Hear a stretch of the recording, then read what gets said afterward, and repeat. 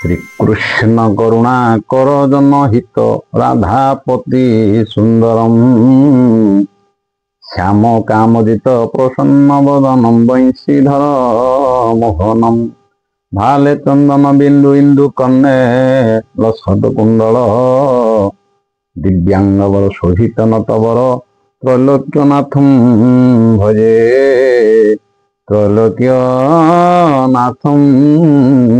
भजे। सुस्वागतम प्रिय बंधुगण, धारावाहिक क्रमे आज हूँ पवित्र कार्तिक मासर सप्तम दिवस। मु आपण मानंकु उक्त कार्तिक महात्म्यर सप्तम अध्यायटी को पाठ करी शुणेबार प्रयास जारी रखी। श्रद्धार सहित आपण माने श्रवण कले श्रम सार्थक हेबो। जय जगन्नाथ। सप्तम अध्याय। नारद वाक्य कने शुणी कार्तिक धर्म मने गुणी श्री एकादशी व्रत रीति जानिव जहूतपति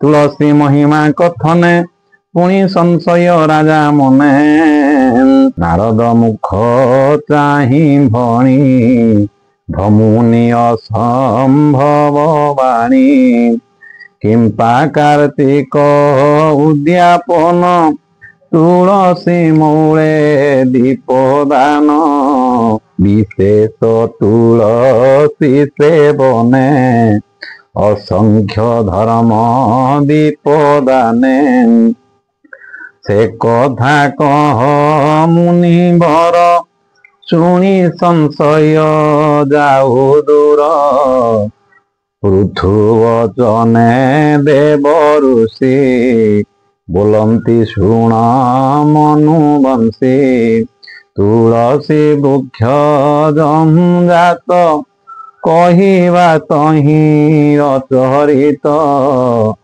देव से पूरा सत्य जुगे विविध संवत्सर जोगे मघवा नामे सुरपति छंगरे घेनी बृहस्पति बहुत संपद विभारे गले से कपिलासपुरे ईश्वर दर्शन आसे इंद्र प्रवेश कपिलासे देखिले गिरिवर शोभा धवल ज्योति तार प्रभा शुद्ध स्फटिक गिरिवर विविध मणि रत्न सार कनक आदि अष्ट धातु विराजे ज्ञान शुण हेतु विविध वनस्पति माने नव पल्लव अनुक्षणे पुष्पमंडित तरुबरे अमृत तुल्य फल धरे वृक्षंक मूले हेमवेदी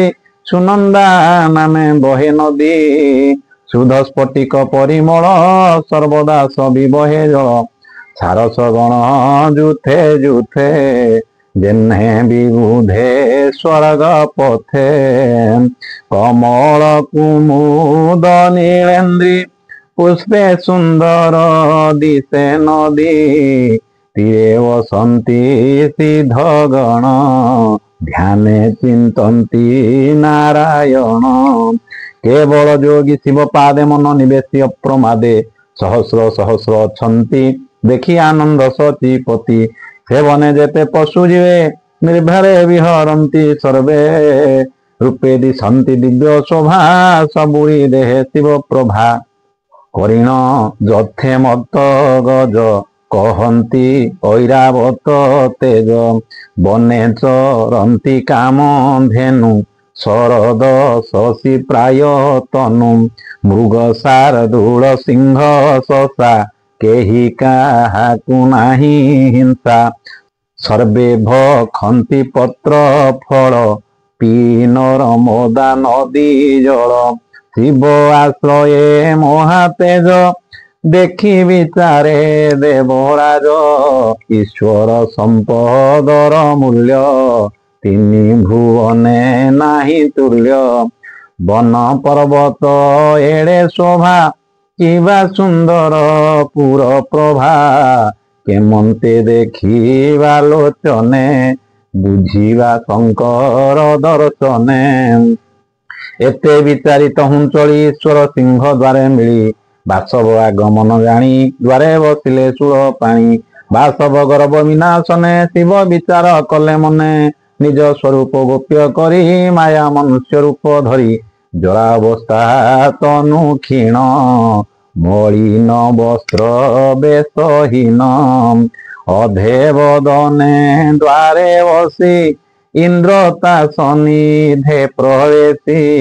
ହେ ବୃଦ୍ଧ ନର ପୁଛୁ ତୋତେ ଦ୍ୱାରେ ବସିଛ କି ନିମନ୍ତେ ମନେ ତ ପ୍ରାୟ ତନୁ ଦେଖି ତୁ କି ଭିକ୍ଷୁକ ନିରିମାଖି ଯାଚକ ବୃତେ ଅଛୁ ଆସି କିଅ ବା ଶିବ ପୁରବାସୀ। ଯେବେ ଶଙ୍କର ଗଣ ତୁହି କହ ଈଶ୍ୱର ଅଛନ୍ତି କାହିଁ ଆମ୍ଭେ ଅମର ପୁର ରାଜା ଦେଖିବୁ ଶଙ୍କର ଗିରିଜା। ହେମନ୍ତ ଶୋଭା ଶିବ ପୁରେ ଈଶ୍ୱର ସମ୍ପଦ ବେଭାରେ ଦେଖିତା କରି ଅଛୁ ସାଧୁ ଯାହା ପଚାର କହ ବନ୍ଧୁ। ବାସବ ଏକାନ୍ତ ବଚନେ ଶିବ କହନ୍ତି ମନେ ମନେ ଇନ୍ଦ୍ରକୁ ନ ଦେଲେ ଉତ୍ତର ପୁଣି ପୁଛଇ ସୁନା ଶିର।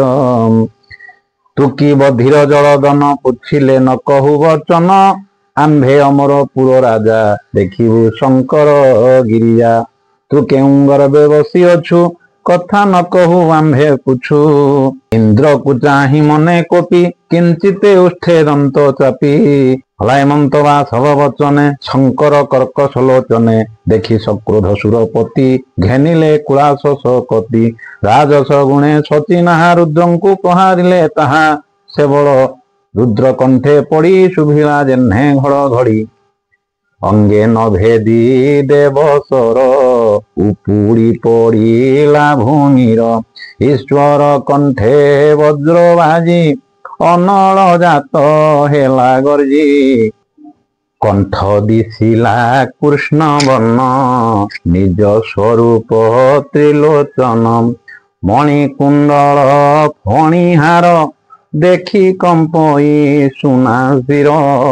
ଅନଳ ତେଜ ଭୟ ପାଇ ଲୁଚିଲା ଗୁରୁ ପଛେ ଯାଇ ଇନ୍ଦ୍ର ରକ୍ଷଣ ବୃହସ୍ପତି ଶିବଙ୍କୁ ଚାହିଁ କଲେ ସ୍ତୁତି। ବୃହସ୍ପତି ଉବାଚ କପାଳେ ଯୋଡ଼ିବେନି କର ବୋଇଲେ ଦୋଷ କ୍ଷମା କର। ହେ ପ୍ରଭୁ ଜଗତଧୀପ ସୃଷ୍ଟି କାରଣେ ତୋର ରୂପ ତୁ ବ୍ରହ୍ମ ରୂପେ ସୃଷ୍ଟି କରୁ ପାଳନେ ବିଷ୍ଣୁ ରୂପ ଧରୁ ପୁଣି ସଂହାରୁ ରୁଦ୍ର ରୂପେ ଏ ତିନି ମୂର୍ତ୍ତି କଳ୍ପେ କଳ୍ପେ। ଏଣୁ ଏକାଳେ ପରମାଣେ ତୋର ମହିମା କେବା ଜାଣେ ଯେ ତୋର ଚରଣେ ଶରଣ ସେ ଖଣ୍ଡେ ଅକାଳ ମରଣ।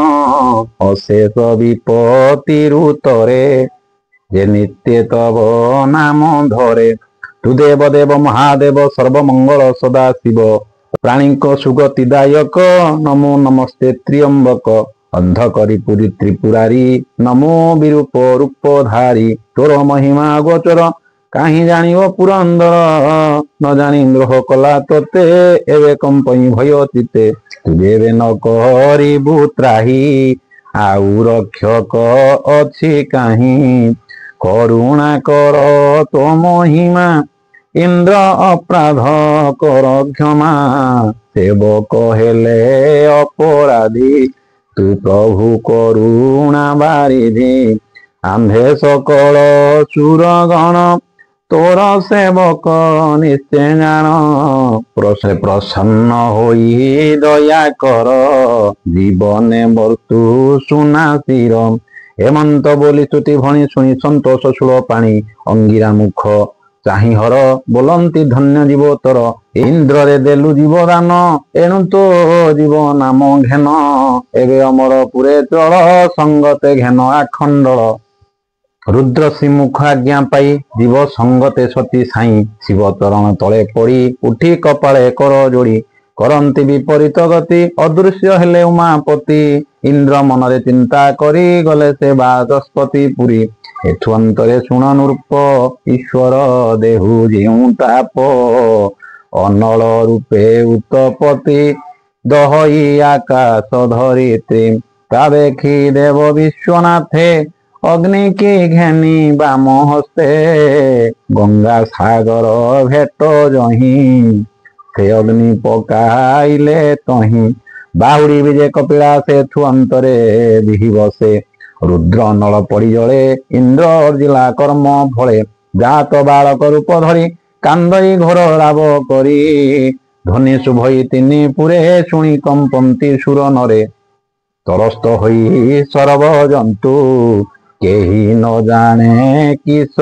हेतु तंभित बारा निधि पानी जलाधि राजा ताहा शुणी मिलिले बालकर पासे कुमर रूप देखी तो से दिव्य सुंदर महातेज देशन ज्योतिर्ग्रह राज उत्तन छाई होई पड़ी कांदई करी घोर रड़ी सागर छुत प्राय मणि कोले धरिले ताहाणी क्रोध निवारिवा कुमन बालक कर इरोदन बेलहु बेल दीर्घ रड़ी जेन्हे प्रलय घड़ घड़ी ध्वनि पूरित दश दिशे पुणी कंपंती चतुर्दिगे उल्का पाते जेन्हे मोही जगत जन देखी आरोही मोराल बाहने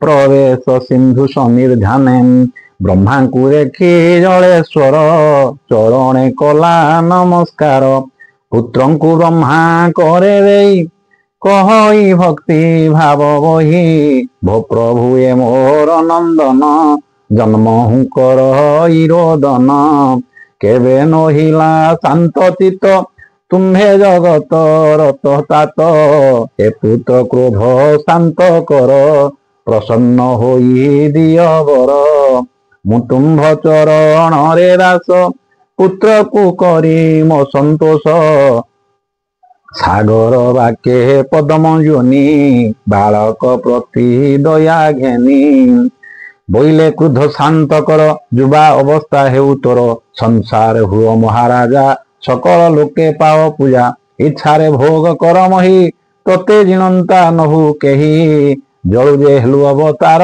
नाम तोहर जलंधर अंत बिहि वाक्य बोध कुमल शांत कला क्रोध मघवा शरीर तक्षणे नमई विधाता चरणे कपाळे जोड़िबेनि कर बोलई शुण वेद बर तुम्भे माने जे एक जने मोते समर्प मंत्री पणे से मोते कहू राजनीति जेबे प्रसन्न वेदपति सागर छुत वाक्य बिहि चिंतिले शुक्र मुनि तही पसने ब्रह्मांक ग्रत आसी मिलिले भृगु सुत चरणे कले नमस्कार कल्याण करी वेद बर बोलंती शुण शुक्रपति तुझे सकल गुणे ख्याति सिद्ध सुतत्व जलंधर मर्त्य मंडले राजा कर मंत्री तु थिबु एका तुले एमंत कही बिहि गले ब्रह्मा लोकरे परवेश नमई महादेव दास एनु ब्रह्मभूतपति जहु तांक चरणे चित रहु एनु ब्रह्मभूतपति जहु तांक चरणे चित रहु। इति श्री पद्म पुराणे उत्तर खंडे कार्तिक महात्म्य जलधरोत्पत्ति कथने ब्रह्म वरदाने नाम सप्तमोऽध्याय। हरि ओम शांति। सर्वे भवन्तु सुखिनः सर्वे सन्तु निरामया सर्वे भद्राणि पश्यन्तु मा कश्चित् दुःखभाग् भवेत्।